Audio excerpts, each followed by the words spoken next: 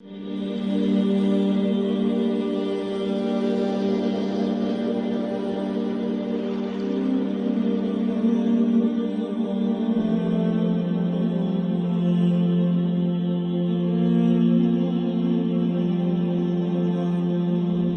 آنکھوں اور سنتے کانوں کو بشیر قمر کا سلام۔ ناظرین، اس مختصر ویڈیو میں ہم آپ کو سلطنت عثمانیہ میں بننے والی عظیم الشان مسجد جسے دنیا بلیو ماسک کے نام سے جانتی ہے کے بارے میں بتانے کی کوشش کریں گے۔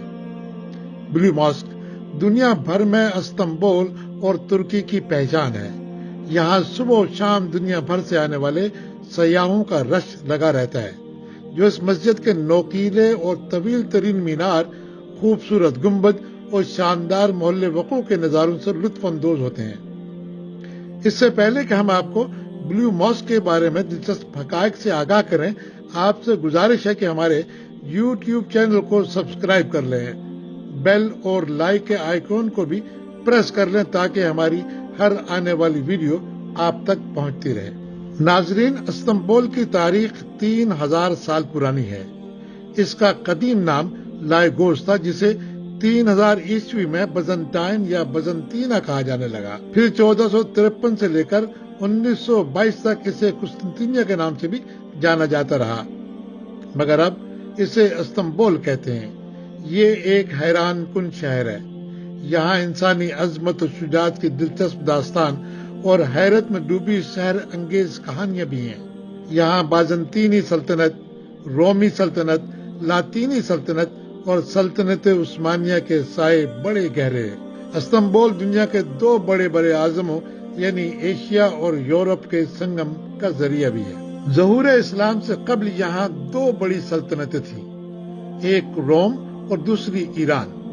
ایران میں زرتشت یعنی آتش پرست مذہب کے ماننے والے تھے، جبکہ رومی عیسائی مذہب سے تعلق رکھتے تھے۔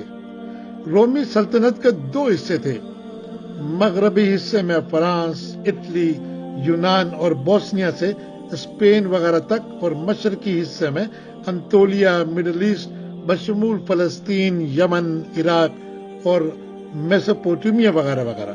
یہاں قسطنطین یعنی قسطنطین اعظم بادشاہ تھا، اسی مناسبت سے اسے قسطنطنیہ بھی کہا جاتا ہے۔ روم آرتھوڈکس عیسائیوں کا مرکز تھا اور یہاں عیسائیوں کا پیشوا پاپائے کہلواتا تھا، جبکہ بزنطائن یعنی موجودہ استنبول کیتھولک عیسائیوں کا مرکز تھا اور ان کا مذہبی پیشوا بطاریق یا پیٹرک کہلواتا تھا۔ سلطان سلیمان شاہ عثمانیہ دور کا جد امجد کہلاتا ہے۔ یہ قائی قبیلے کا سردار تھا جو خانہ بدوش قبیلہ تھا۔ یہ قبیلہ اپنی بہادری اور جنگجو مزاج کی بدولت بڑی شہرت رکھتا تھا۔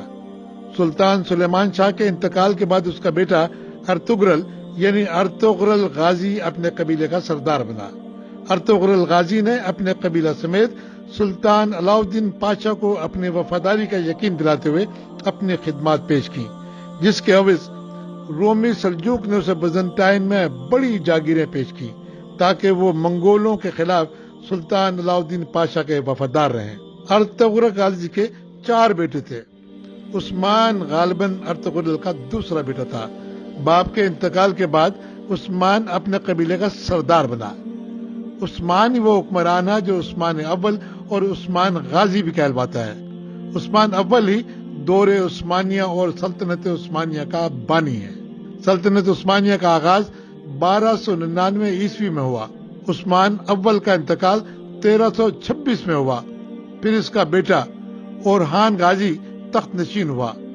دولت عثمانیہ کی ایک طویل تاریخ ہے جو 600 سال پر محیط ہے۔ عثمانیہ حکمرانوں کو امیر المومنین اور خلیفہ بھی کہا جاتا رہا۔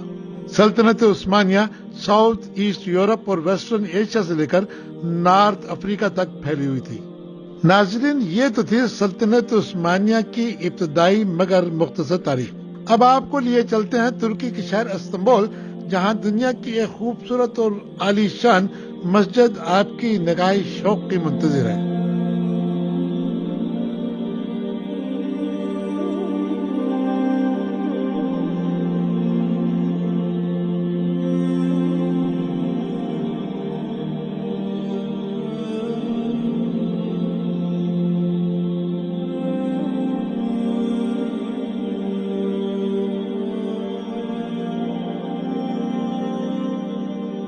استنبول کو مسجدوں کا شہر بھی کہا جاتا ہے۔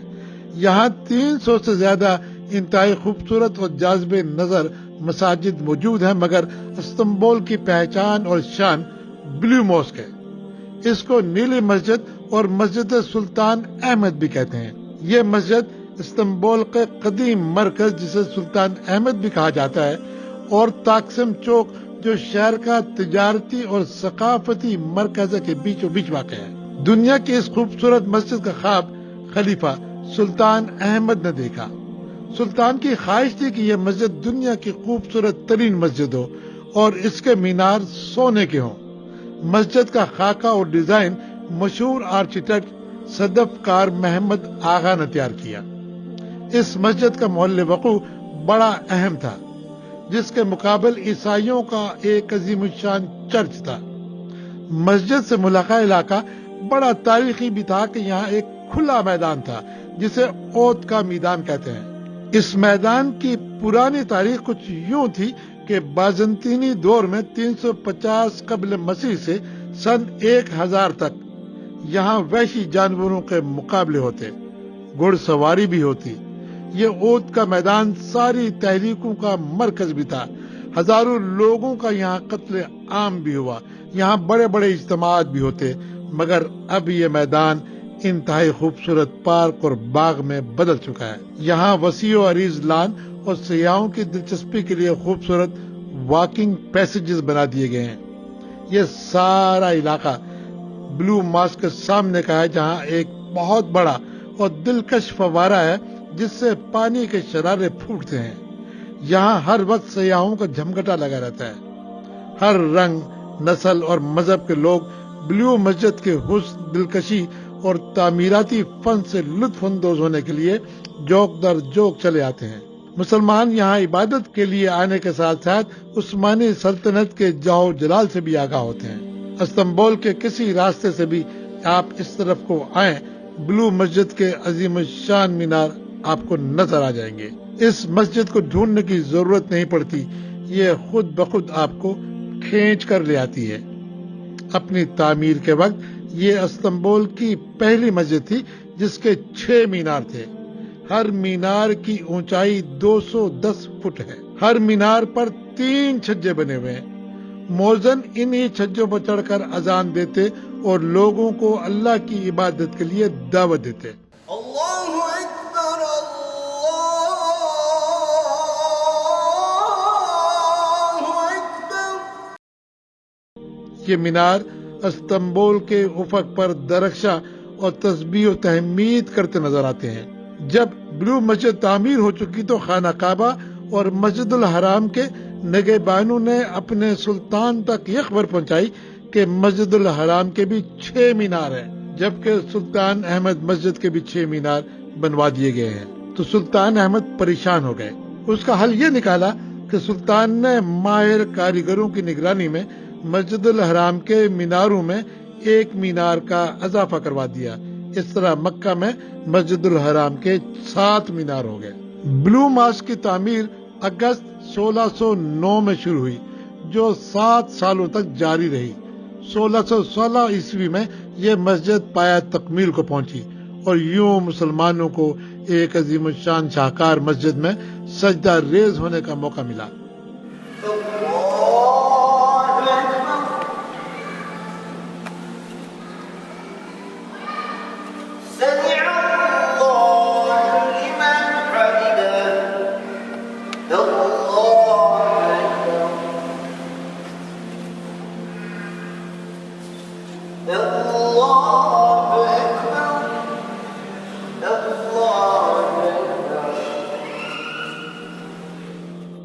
اس مسجد کے کل 9 گنبد ہیں، 8 گنبد چھوٹے اور 1 گنبد بڑا۔ مرکزی گنبد 141 فٹ اونچا اور اس کا اندرونی قطر 77 فیٹ ہے۔ مسجد کے حسن جمال میں ان گنبدوں کی وجہ سے جو دلکشی اور خوبصورتی ابھری ہے وہ بیان سے قاصر ہے۔ مسجد کے ہر چھوٹے گنبد میں 14 کھڑکیاں اور مرکزی گنبد میں 28 کھڑکیاں ہیں۔ مسجد کا تعمیری رقبہ 240 فٹ طویل ہے اور 213 فٹ چوڑا ہے۔ यहाँ एक वक्त में 10,000 नमाजियों की गुंजाइश है। मस्जिद के बैरूनी खदोखाल और दीवारें सुरमई हैं, लेकिन दिन की रोशनी में नीली नजर आती हैं। मस्जिद की बाउंड्री में दाखिल हों तो यहाँ इस्लाम के बारे में मुख्तलिफ मालूमाती स्टैंड्स लगा दिए गए हैं, जिन्हें गैर मुस्लिम और सयाह इंतहाई शौक से पढ़ते और इस्लाम के बारे में आगाही हासिल करते हैं। मस्जिद के मरकजी दरवाजे से अंदर दाखिल हों तो मस्जिद में जाने के लिए एक बाकायदा ड्रेस कोड मुकर्रर है। गैर मुस्लिम और जदीद लिबास में मलबूस खवातीन को चादरें और सर ढांपने के लिए मुफ्त स्कार्फ मुहैया किए जाते हैं, जबकि आम लोगों को भी जूतों की हिफाजत के लिए दरवाजे पर ही मुफ्त प्लास्टिक बैग मिल जाते हैं। मस्जिद में दाखिल होते ही दाएं और बाएं जानब एक रेलिंग लगाकर खवातीन के लिए एक जगह मखसूस कर दी गई है। मस्जिद की ज़ियारत के लिए आने वाले लोगों के लिए भी जगह का तायुन कर दिया गया है। करीब ही थोड़ा सा बाहर मालूमाती मरकज भी है, जहां इस्लामी लिटरेचर और इस्लामी किताबें मुफ्त दस्तयाब है। इसके मरकजी हिस्से में सिर्फ नमाजियों के दाखिले की इजाजत है, जबकि सयाहों के लिए जनूबी हिस्सा मखसूस है। यहाँ सयाहों को नमाज के दौरान अंदर जाने की ममानियत है, जिसके लिए आधे घंटे का वक्त मुकर्रर है। जुमा की सुबह मस्जिद में दाखिला बंद और साफ सफाई का एहतमाम किया जाता है। मस्जिद के अंदरूनी हिस्से में फर्श पर सुर्ख कालीन बिछाए गए हैं, जो खासे जाज़िबे नजर हैं। ब्लू मस्जिद के अंदरूनी हिस्से पर अपने वक्त के मशहूर खत्तात सैयद कासिम गबारी ने उम्दा खत्ताती के जरिए कुरान मजीद की कई आयात लिखी हैं, जो कैलीग्राफी का बेहतरीन शाहकार है। मस्जिद में 260 खिड़कियां बनाई गई हैं। इन 260 खिड़कियों को बेशुमार रंगों से आरास्ता किया गया। दिन की रोशनी और सूरज की शुआएं इन खिड़कियों पर एक हसीन मंजर पेश करती हैं।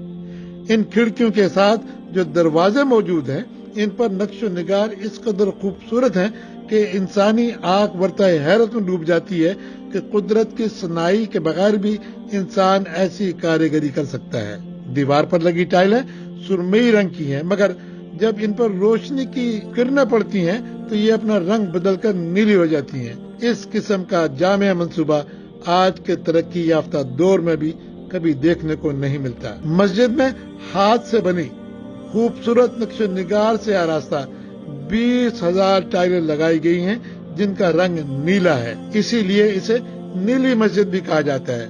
ये टाइलें इसके वकार, अजमत और जाज़बियत में इजाफा करती हैं। ब्लू मॉस्क का तर्ज तामीर सल्तनत उस्मानिया, रोमी और बाज़ंतीना दौर का अक्स पेश करता है। मस्जिद के मरकजी हिस्से में संगे मरमर के 10 सतून हैं, जो बड़ी नफासत और खूबसूरती के साथ मस्जिद में इसके हुस्न का इजाफा करते हैं। मस्जिद में कई खूबसूरत और कीमती फानूस लगाए गए। कुछ कदीम फानूसों पर सोने का काम था और बकिया पर सोने का पानी चढ़ा दिया गया था, मगर बाद में इनको उतारकर दूसरी कीमती फानूसों से बदल दिया गया। ओरिजिनल फानूस आज भी इस्तांबुल म्यूजियम में महफूज है। मस्जिद के रंगीन कमकमे और उसके हुस्न और जाहो जलाल में इजाफा करते नजर आते हैं। यहाँ मेहराबों की तामीर एक खास पत्थर से की गई, जो हाथों से तराशे हुए हैं। ये 2 मंजिला मस्जिद है, बालाई और दूसरा जीर जमीन। बालाई हिस्सा सयाहों के लिए मखसूस है, जो हर वक्त खुला रहता है, लेकिन नमाज के औकात में आधे घंटे के लिए बंद कर दिया जाता है। ब्लू मस्जिद मुसलमानों के फन तामीर का मुंह बोलता सबूत है। देदा जेब डिजाइन और मनफरद स्टाइल की हामिल ये मस्जिद मुसलमानों का बड़ा असासा है। ब्लू मस्जिद की एक खूबी ये भी है कि जब मस्जिद के मिंबर पर इमाम खड़ा होता है तो अंदरूनी हिस्से की हर जगह से इमाम साफ नजर आता है। मेहराब और मिंबर की दीवारें खूबसूरत संगे मरमर की हैं। मस्जिद का एक दरवाजा ऐसा भी है जिसके दाखिली दरवाजे पर एक बड़ी और वजनी जंजीर लटकाई गई है, जिसका मतलब ये है कि मस्जिद में दाखिल होने वाला हर शख्स सर झुका कर अंदर जाए। ये दरवाजा सुल्तान के लिए मखसूस था। भारी जंजीर और सर झुकाने का मकसद ये भी था कि अल्लाह ताला की अजमत और बड़ाई तस्लीम कर ली जाए कि वही एक जात है जो आला व अरफा है। ये जंजीर हर आने वाले सयाह की दिलचस्पी का खास मरकज होती है। ناظرین، اب ذکر ہو جائے بلو مسجد کے شمالی حصے میں موجود اس انڈور قبرستان کا بھی، جہاں مختلف سلاطین، شہزادے، شہزادیاں اور سلطنت عثمانیہ کے خاندان کے افراد مدفون ہیں۔ اس قبرستان میں سلطان احمد کا مقبرہ ہے، ان کی ملکہ، بیٹا عثمان، سلطان مراد چہارم، شہزادہ باجزید، مختلف دوسرے خاندانی افراد بھی یہاں آسودہ خاک ہیں۔ ان قبروں کو ایک ترتیب کے ساتھ باکس بنا کر قبروں کی شکل دی گئی ہے، جن پر کالے غلاف چڑھا دیے گئے ہیں۔ ہر قبر پر مدفون کا نام بھی لکھ دیا گیا ہے۔ روزانہ ہزاروں افراد یہاں آ کر ان قبروں پر فاتحہ پڑھتے ہیں۔ مسجد کے اس شمالی حصے کو سلطان احمد پارک کہتے ہیں۔ قبرستان میں مکمل لباس کے بغیر جانے کی اجازت نہیں ہے، جوتے بھی اتار کر اندر جانے کی اجازت دی جاتی ہے۔ ناظرین، ہم نے پوری کوشش کی ہے کہ آپ کو آٹومن امپائر کا ابتدائی دور اور استنبول کی بلو ماسک کے بارے میں زیادہ سے زیادہ معلومات فراہم کریں۔ ہمیں امید ہے آپ کو ہماری یہ کاوش ضرور پسند آئی ہوگی۔ آخر میں ہم آپ کو یہ یاد دلانا چاہتے ہیں کہ اگر آپ نے ابھی تک ہمارے چینل کو سبسکرائب نہیں کیا تو اب کر لیجئے، بیل اور لائک کے آئیکن کو بھی پریس کر دیں تاکہ آپ کو ہماری ہر آنے والی ویڈیو ملتی رہے۔ اپنی دعاؤں میں بھی یاد رکھیے، آپ کی دعاؤں کا طالب، بشیر قمر۔